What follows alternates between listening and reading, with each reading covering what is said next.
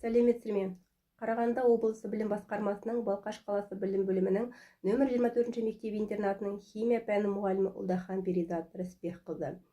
Бүгінгі сабағымызды бастамас бұрын ең алдымен оқушылар сіздерге бүгінгі іс-әрекеттеріңізді бағалап отыратын бағалау парақтары таратылды. Оқушылар өткен сабақты еске түсіру аясында сіздерге жөнеле платформасында кім алғыр ойыны беріледі. Ол ойынға ең алдымен QR-код арқылы тіркелеміз. Сіздердің бағалау парақтарына әрбір дұрыс жауап үшін 1 балл белгілеп отырасыздар. Соны ұмытпаңыздар. Іске сәт. Бірінші сұрақ. Аниондар дегеніміз не? Жақсы, сіздердің жауаптарыңыз әрине дұрыс. Теріс зарядталған иондар. Келесі. Төмендегі бөлшектердің қайсысы анион болып табылады? Мұқият ойланамыз. Жақсы, дұрыс айтасыздар. Келесі сұрақ. Аналитикалық химия қандай ғылым? Жақсы, дұрыс айтасыздар. Яғни барлық жауап дұрыс. Келесі. Хлор анионын анықтайтын сапалық катионды көрсетіңіз. Жақсылап ойланамыз, сұрақтарға дұрыс айтасыздар. Келесі. Гидроксид анионын анықтауға болатын катион. Анықтаңыз. Әрине дұрыс айтасыздар. Жақсы, катионы. Келесі. Соңғы сұрақ. 19 электроннан тұратын элемент. Әрине дұрыс айтасыздар. Калий. Жақсы. Жақсы, тамаша жұмыс жасадыңыздар. Енді сабағымыздың тақырыбын айқындау мақсатында сіздерге бейне жазба көрсетіледі. Сол бейне жазбаға назар аударыңыздар. Егер біз магний, алюминий және мырышты сұйылтылған тұз қышқылмен өңдейтін болсақ, магний мен мырыш жағдайында қарқынды реакция жүретінін байқаймыз. Ал алюминий бастапқыда мүлдем әрекеттеспейтіндей болып көрінеді. Алюминий сұйылтылған тұз қышқылмен әрекеттеспейтін болса, белсенділік қатарында неліктен магний мен мырыштың арасында тұрады? Белсенді алюминий ауамен әрекеттескен кезде металды қышқылдың әсерінен қорғайтын алюминий оксидінің қорғаныш қабатын түзеді. Алайда оксид қабаты концентрлі тұз қышқылмен өңделгенде еріп кетеді. Қышқыл металдың бетіне жеткен кезде реакция қарқынды жүреді. Металл бетінде қорғаныш оксид қабатының түзілу құбылысы пассивация деп аталады. Осы құбылыстың арқасында жеңіл және берік металл алюминий терезе жақтауларын, сусындар құятын құтылар және ұшақ бөлшектерін жасау сияқты көптеген қолданыстарға ие. Алюминий контейнерлер азот қышқылын тасымалдауда қолданылады. Себебі пассивацияланған металл қышқылмен әрекеттеспейді. Ендеше бүгінгі біздің сабағымыздың тақырыбы әрекеттесуші заттардың біреу артық мөлшерде берілген рәсет теңдеулер бойынша есептеулер. Енді дәптерімізді ашып бүгінгі сабағымыздың тақырыбын жазып аламыз. Енді осы сабақ тақырыбына сәйкес өздеріңіз қандай мақсат қояр едіңіздер? Оқу мақсатын айқындап алсақ. Жақсы, сіздердің мақсаттарыңызға сүйене отырып, бүгінгі сабағымыздың оқу мақсаты әрекеттесуші заттардың біреу артық берілген рәсет теңдеулері бойынша есептеулер жүргізу. Бүгін осы мақсатқа жету үшін сіздермен бірнеше әрекеттер бойынша жұмыс жасайтын боламыз. Іске сәт. Биылғы оқу жылында біртұтас тәрбие бағдарламасын жүзеге асыру аясында бүгінгі сабағымызға сәйкес бірлік пен ынтымақ құндылығын негізге ала отырып, сабағымызда топтық, жұптық жұмыс барысында бірлескен іс-әрекет, өзара іс-әрекет кезінде басқалардың пікірлері мен сезімдерін құрметтей білу қажетпіз. Осы орайда сабағымыздың барысында топтық, жұптық жұмыс кезінде бірлесіп ынтымақта жұмыс жасағанымыз жөн. Келесі бізде топтық жұмыс Classroom Screen платформасында берілген тапсырмаларды орындайтын боламыз. Сіздерге берілген есеп массасы 15 грамм калий гидроксиді бар ерітіндіні массасы 30 грамм алюминий хлориді бар ерітіндімен араластырғанда неше грамм алюминий гидроксиді түзіледі. Бірінші топ сіздердің міндеттеріңіз осы есепті шығару үшін ең алдымен есеп шығару алгоритмі құрастырасыздар. Екінші топ осы берілген есепті қалай шығарар едіңіздер. Сіздерге 5 минут уақыт беріледі. Осы есепті өзара топ дұрыс бұрыстығын бағдаршам арқылы бағалайтын боламыз.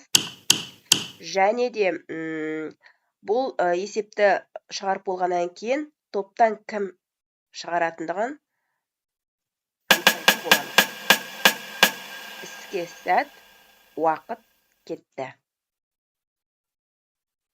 Сіздерге берілген уақыт аяқталды. Жақсы, бірінші топ сіздерден кім жауап береді? Балнұр жауап береді. Сіздердің ұсынған алгоритмдеріңіз әрине дұрыс. Келесі екінші топ Әмина жауап береді. Сіздердің есептеріңіз жауаптары 6,9 грамм дейді. Яғни екі топта өзара бір-бірін бағалайтын болсақ, яғни бірінші топтың ұсынған алгоритмі әрине дұрыс. Осы алгоритмге сәйкес екінші топтың шығарған есептердің жауабы әрине дұрыс. Жақсы, жарайсыздар. Әр топ өздеріңіз әрекеттеріңізді бағалау парағына бағалауды ұмытпаңыздар. Жақсы, келесі тапсырма бізде жұптық жұмыс. Бірінші сіздер барлықтарыңыз QR код арқылы тіркеліп, Learning Apps платформасында есептің шығару алгоритмінің реттілігін анықтайсыздар. Екінші есеп 29,2 грамм тұз қышқылы мен массасы 44 грамм натрий гидроксиді бар ерітінділерді араластырғанда түзілген ас тұзының массасын есептеңіздер. Үшінші тапсырма 120 грамм қорғасын сульфиді 360 мл 15% тұз қышқылымен тығыздығы берілген 1,75 грамм мл әрекеттескенде қанша литр газ түзіледі? Есепті шығару алгоритмін құрастырыңыздар. Дескриптор. Есептің шығару алгоритмін дұрыс ретін анықтайды. Есептің шартын жазып, рәсі теңдеуін жазып теңестіреді. Реакцияға қатысқан заттардың зат мөлшерін анықтайды. Тұз қышқылының массасын есептейді. Реакция нәтижесінде түзілген газдың көлемін анықтайды. Есептің шығарылу алгоритмін құрастырады. Жалпы сіздерге 6 балл беріледі. Іске сәт. Learning Apps платформасында берілген тапсырма есепті шығару алгоритмін дұрыс ретін құрастырыңыз. Іске сәт.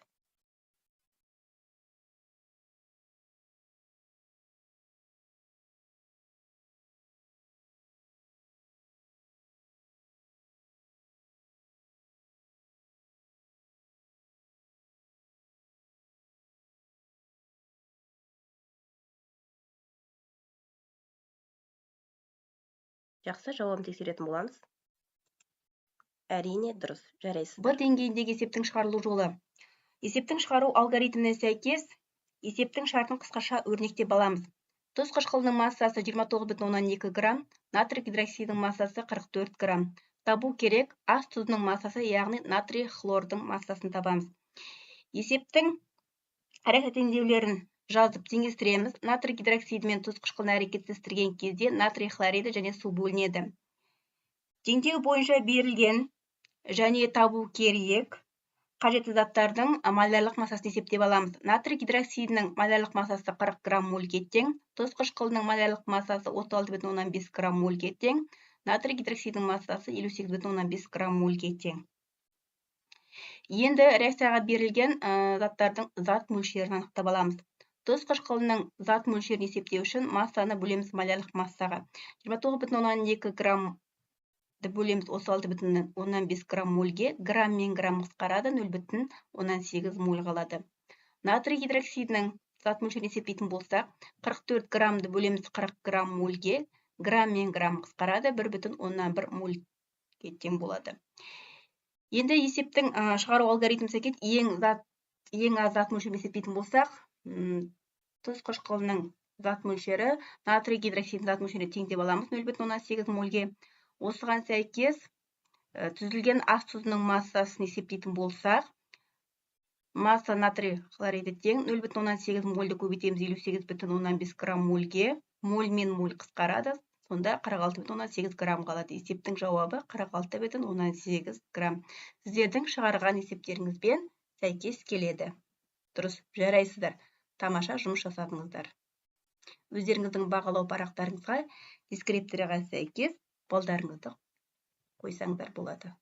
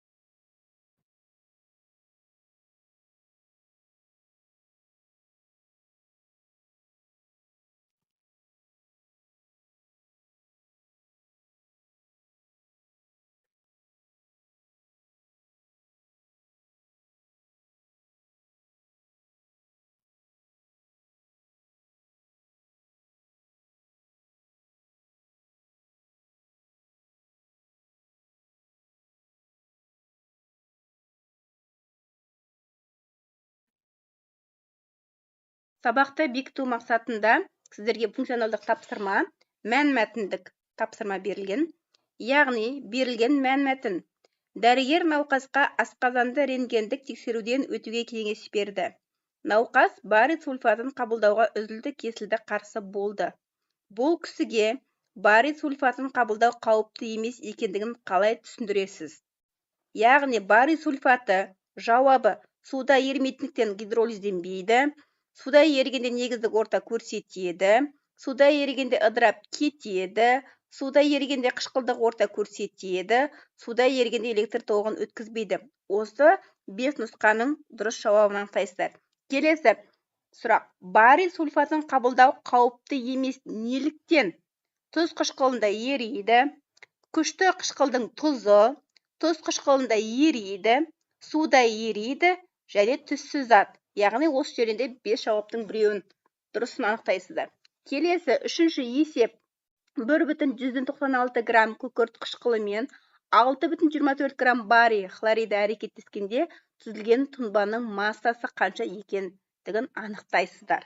Яғни осы есепті шығару кезіндегі дискриптор барий сульфатының қауіпті емес екендігін түсіндіреді, барий сульфатының массасын есептейді.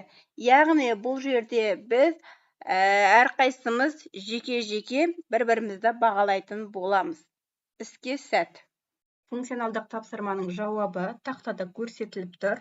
Өздеріңіздің шығарған нұсқаларыңызбен сәйкесін дұрыс-бұрыстығын тексерсеңіздер, алдарыңыздағы бағалау парақтарына дискрипторге сәйкес өздеріңіздің нақты балдарыңызды қойсаңыздар. Жақсы, жарайсыздар. Осы тұста түсінбеген сұрақтарыңыз бар ма? Барлығы түсінікті ме? Жақсы, жарайсыздар. Келесі еркін микрофон әдісі арқылы бүгінгі сабақтан алған әсерлеріңізді, не түсінгендеріңізді, сіз үшін қиындық тудырған сәттер туралы өз пікірлеріңізді 2-3 сөйлеммен қорытындылап айтсаңыздар. Үйге тапсырма. 21,2 грамм натрий карбонатына 4,9 грамм күкірт қышқылы бар ерітіндіні құйғанда түзілген газдың салмағын, көлемін және зат мөлшерін анықтаңыз. Реакцияға толық түспеген заттың артық салмағы қанша? Осы есепті шығарып келесіздер. Назарларыңызға рахмет. Сау болыңыздар.